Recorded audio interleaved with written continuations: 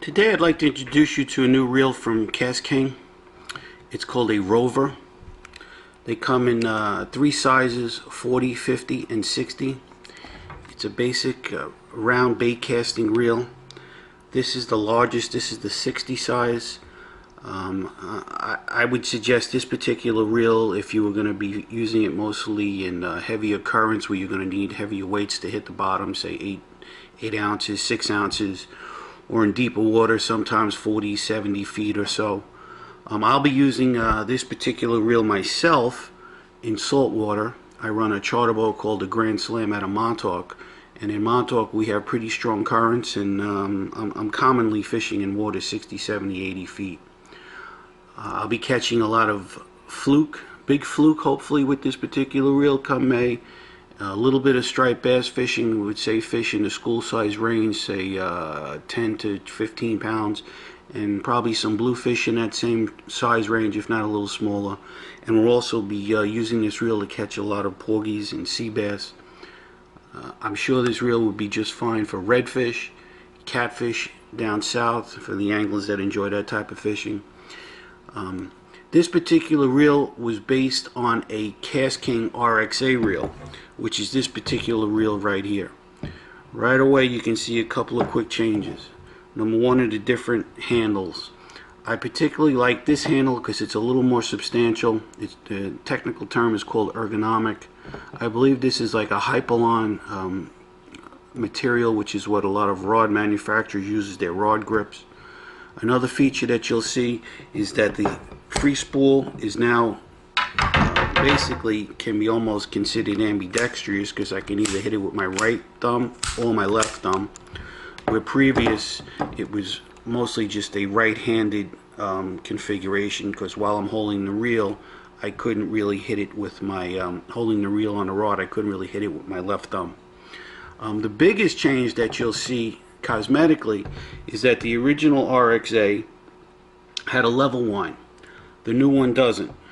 So we're calling this reel also a captain special, because as a charter boat captain, and a recommendation for myself and many other notable charter boat skippers, is that a lot of times we take out a lot of newbies or novices to fishing, and it's real easy for them while they're manipulating this particular reel, whether they're letting line out or if they get stuck in the bottom, to get their thumb or one of their fingers pinched where the level wind goes up against the side of the reel.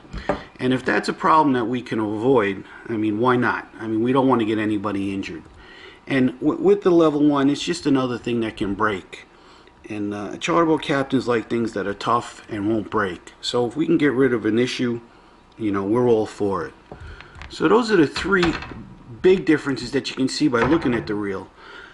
Differences that you can't see is that the Rover B now has carbon fiber drags, which will give the reel itself a little bit more power when you set the drag, which is a star drag. They'll also last a little bit longer. And another change is now is that this one has 6+1 ball bearings, whereas the old reel had 5+1 ball bearings, which you can see is written right in there. Again, it's a nice reel. The gold spool is very attractive. Looks cool. Chicks might dig it, something along those lines. And a nice little Rover emblem here in gold definitely makes it pop a little bit. I'll be spooling this particular reel up like I did this one, which is another Rover. This is spooled up with 30-pound KastKing Super Braid line. I've been using this line for 3 years now. I've had absolutely no issues with it. It's a great line at a very affordable price. As a charter boat captain, I go through a lot of line in a season. I mean, I have a 35-footer. I take 6 people out fishing all the time. I have close to 30 rods and reels on my boat. That's a lot of line that I got to keep spooled up. The KastKing has managed to save me line with actually no loss in dependability or characteristics of more expensive braided line. So I can't recommend this line enough. There are also some new high-tech lines that came out from KastKing. They're just a little bit more expensive, but if you need a thinner line or something along those lines, you might want to check them out.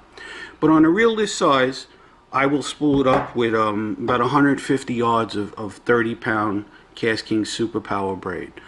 You're always going to have to put some backing on here.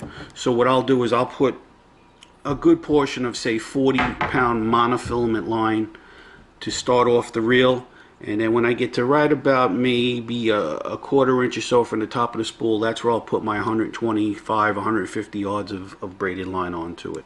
A couple things. I mentioned the carbon fiber drags. I set mine 30-pound test. The way to do it is 1/3 the breaking strength of the line.